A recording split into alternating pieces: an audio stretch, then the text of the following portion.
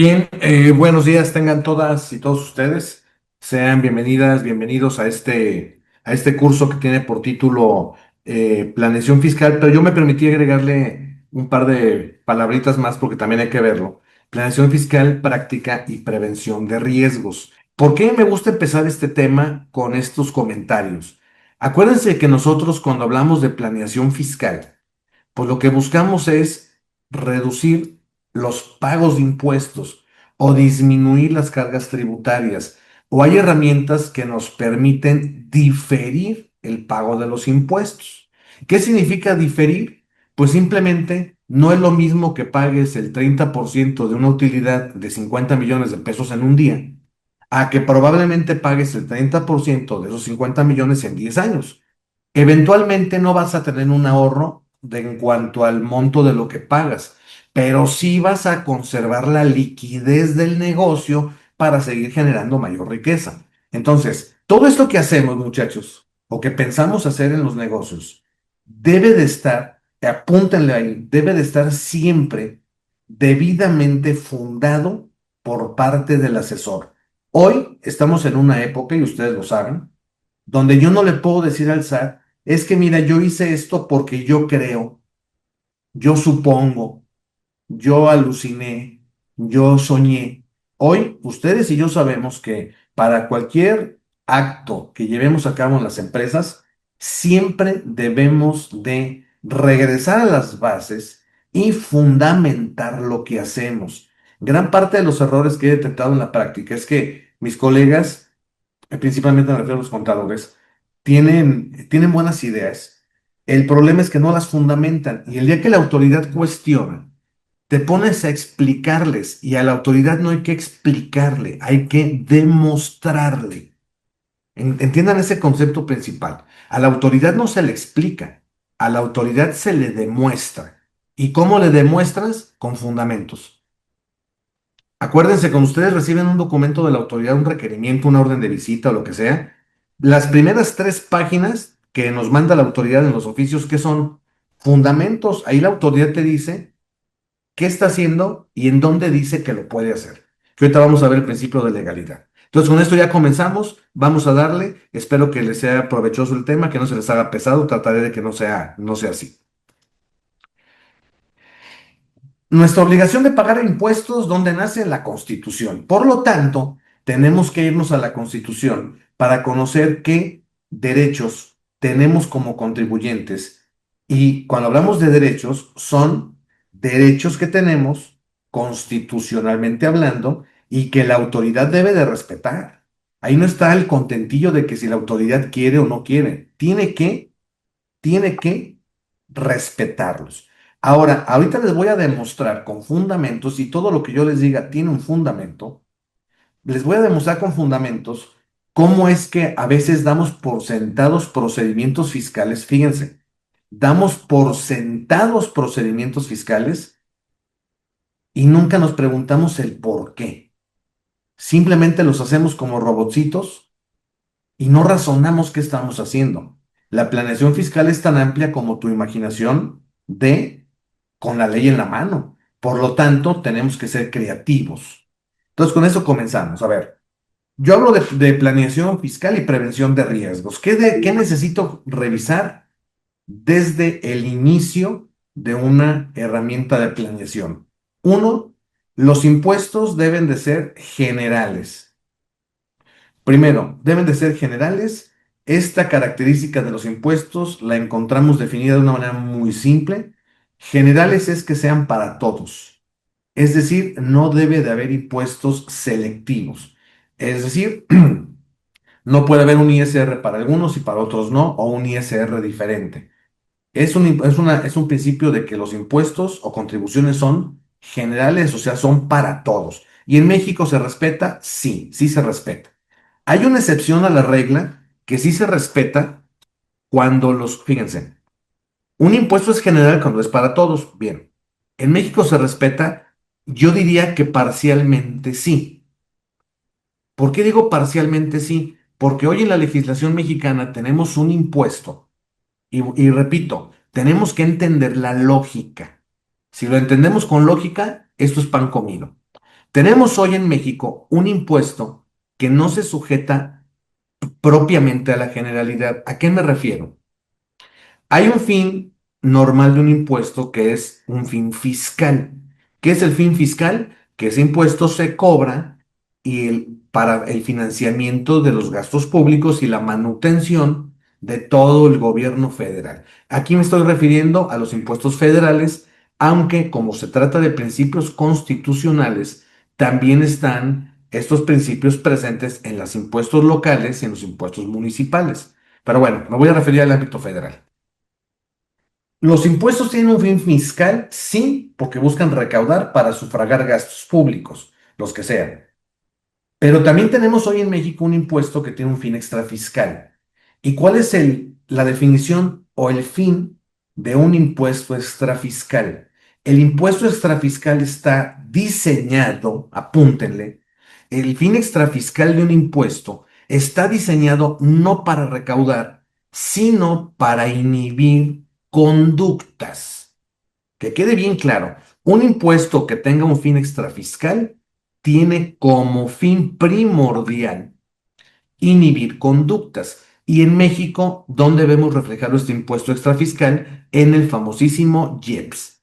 Que el IEPS, a manera nada más de recordatorio, es un impuesto especial que tiende a gravar el consumo de productos y servicios que de una o de otra manera dañan la salud de las personas. Y ahí tenemos el impuesto al vino, a la cerveza, al licor, al tabaco, a las gasolinas, a los plaguicidas, fungicidas, con la reforma 2026 a los refrescos.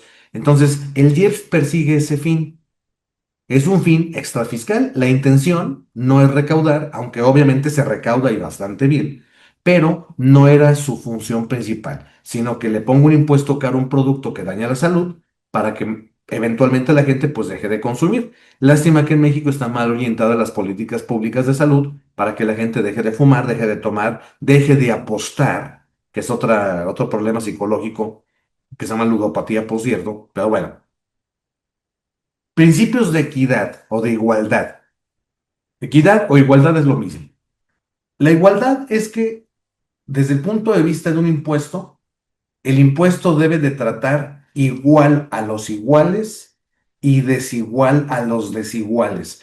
Esta definición que les comparto en este momento es la definición que la Suprema Corte de Justicia nos dio como un punto concreto a lo que es la equidad desde el punto de vista tributario y lo dio a través de una serie de jurisprudencias donde define la igualdad, o la equidad. La equidad tributaria radica en que la ley debe de ser igual para los iguales y desigual para los desiguales. O sea que una persona en la misma situación debe de pagar el mismo impuesto que la otra.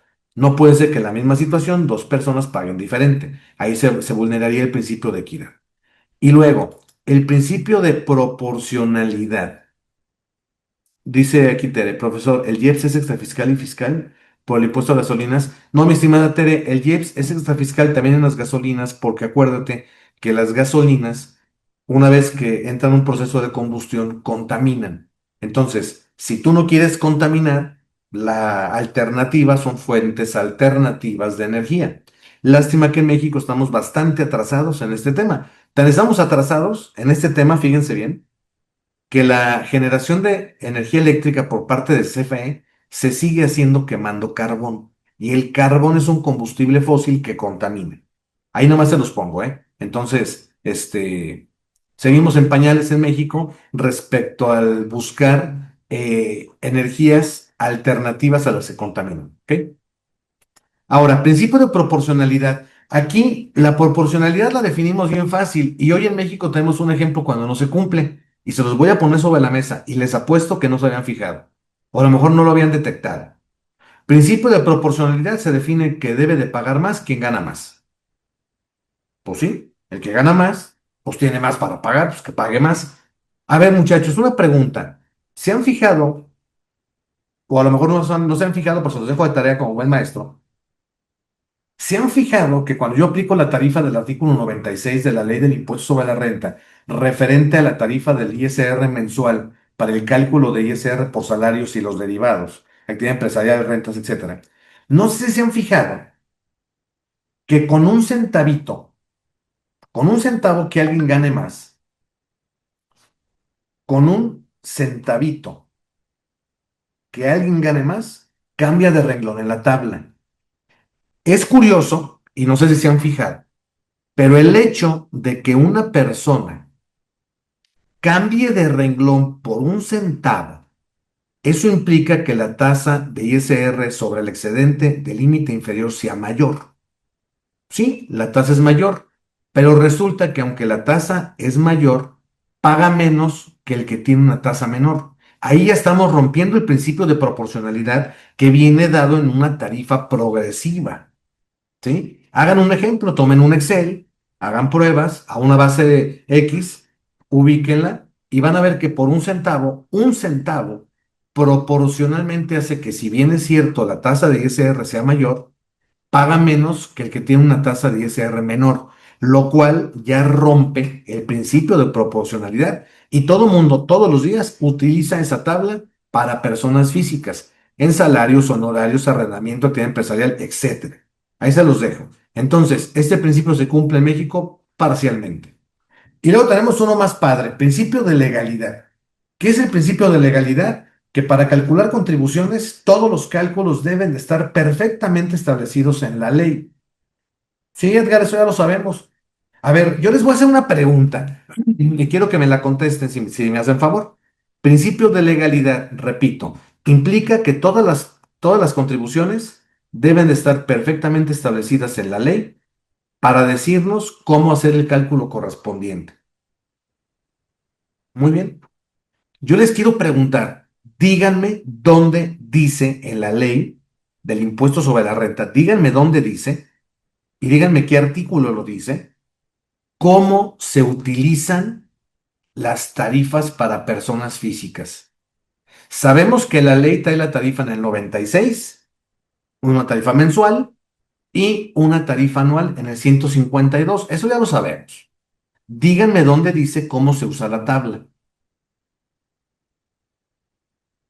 Nos dice Daina Sánchez, no dice. Nos dice nuestra amiga Daina, pues no dice. Estoy de acuerdo con Daina.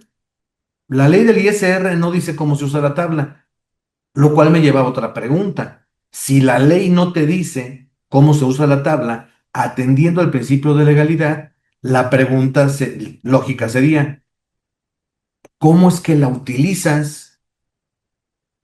Si la ley no te dice, ¿cómo es que ya sabes utilizarla? A ver, ilústrenme, apreciables amigos y amigas. Porque ya todos pues toman la base, que límite inferior y porcentaje y cuota fija, quítale el número que pensaste y ya llegamos al resultado. Perfecto. Díganme cómo le hicieron para saber que la tabla se usa así y no se usa de otra manera. ¿Es pregunta? Y contesten sin pena. ¿Nadie? Bueno, dice nuestra amiga Vane, sí, correcto, maestro. Fíjese que hablando de impuestos estatales, acá donde vivo, el pago de predial hicieron cambios con una tabla similar con el ISR, se disparó muy alto.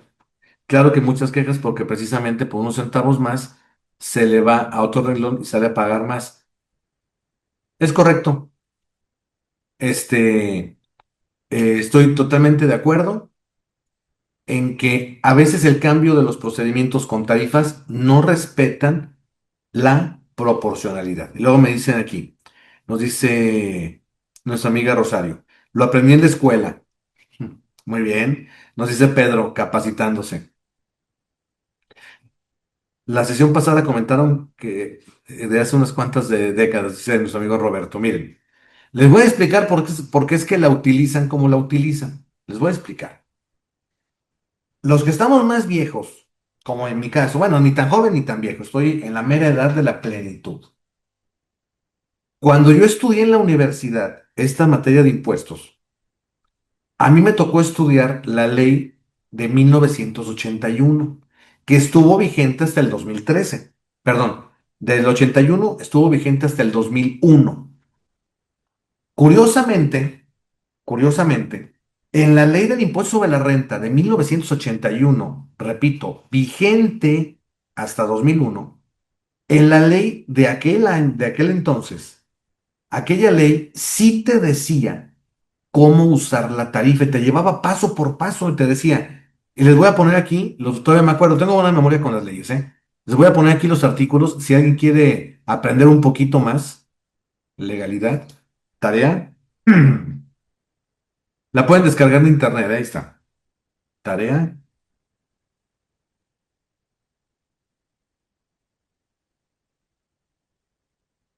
leer el artículo 80 de la ley del impuesto sobre la renta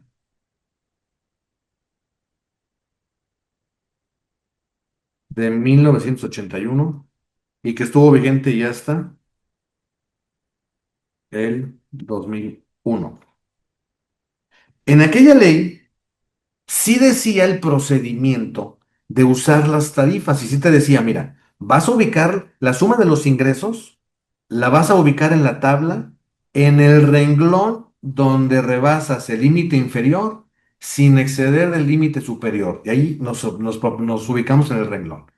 Y luego que lo restas, ahí decía, luego de la resta, ese resultado de la resta que nos da, lo vas a multiplicar por el porcentaje de ese renglón de la última columna. Y te va a dar un impuesto marginal. Y luego ese impuesto marginal le vas a sumar la cuota fija de ese renglón, tercer columna.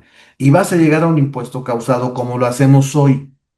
Pero resulta que tenemos unos legisladores geniales, padrísimos y muy creativos, que en el 2002, cuando nace la nueva ley, que estuvo vigente de 2002 hasta 2013, dijeron, oye, pues la gente ya sabe usarlas, pues ya para qué les pongo cómo. Ay, que las sigan usando, al cabo que la gente ya sabe. Sí, sabemos los que estudiamos la ley de los ochentas, pero las nuevas generaciones lo aprenden como ahorita me dijeron aquí en el chat. Las nuevas generaciones aprenden el uso de la tarifa porque los maestros así lo enseñamos en las aulas. Yo tengo dando estas clases más de veintitantos años y les digo a mis alumnos, súmale, réstale, quítale y ponle. Pero lo cierto es que la ley no está respetando el principio de legalidad, que sí quiero ser muy claro con ustedes. Somos mecánicos en el cálculo, pero muchos de ustedes lo hacen, lo saben hacer y no entienden por qué, ni saben de dónde nació. Aquí están las respuestas. Y bueno, ya para terminar, pues el día de hoy ya sabemos que tenemos una ley que empezó su vigencia en 2014 y es la que tenemos vigente. Entonces, en los últimos 30 o 40 años, estas son las leyes que hemos tenido, ¿sí? Esa es la respuesta. Espero que hoy hayan aprendido algo nuevo respecto a lo que hacen día con día, sobre todo si alguien de aquí trabaja en el área de nóminas, pues esto es clave. ¿Sí? Ahora, y retroactividad. La retroactividad, todo mundo lo define como que a nadie se le puede aplicar una ley de manera retroactiva en su perjuicio, tutelado por el artículo 14 constitucional. Les voy a poner un ejemplo clarísimo, y aparte que es un ejemplo mediático y que todo mundo sabe. Ojo, no estoy ni siquiera criticando al empresario, no estoy diciendo si lo hizo bien o no, no, estoy poniéndoles un ejemplo de retroactividad. La retroactividad dice que cuando tú tienes una norma, esa norma, si tiene efectos futuros, y si esa norma en el futuro ya no existe, no te pueden en materia fiscal ni en ninguna otra quitar los derechos que adquiriste por la aplicación de esa disposición legal. Entonces, si yo hoy aplico una disposición legal que me trae beneficios y si mañana quitan esta norma o la reforman y los beneficios que yo tomé ya no existen en el futuro, la Constitución en su artículo 14 dice que me debes de respetar esos derechos. Esta teoría también es una teoría que vale la pena que la conozcan, que es por demás interesante.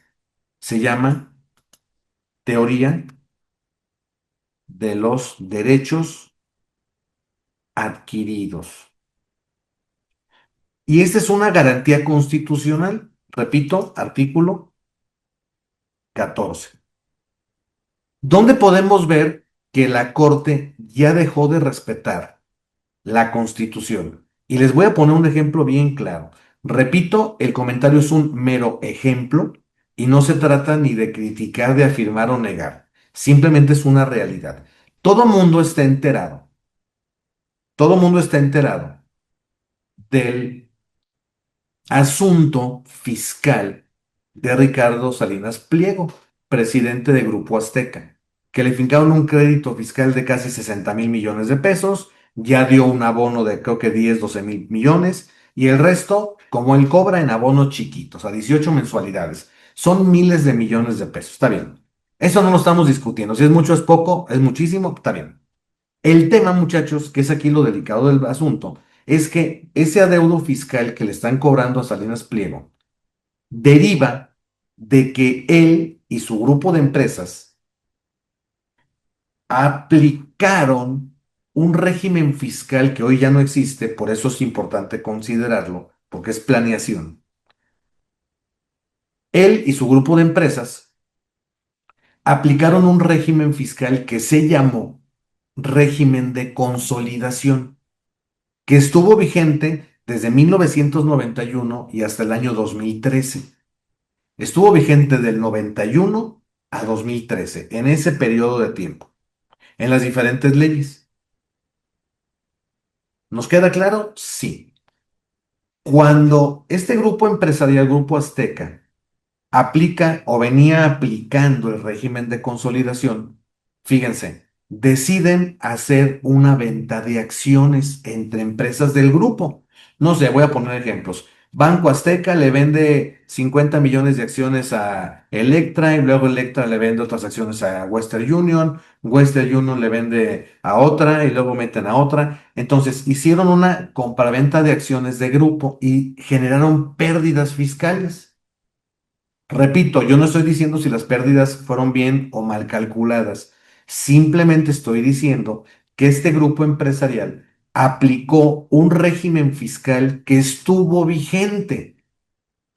Cuando el SAT ve el importe del impuesto sobre la renta que no se generó y que no cobró, entonces le hacen auditoría y de ahí derivan los créditos fiscales que hoy Grupo Azteca está pagando.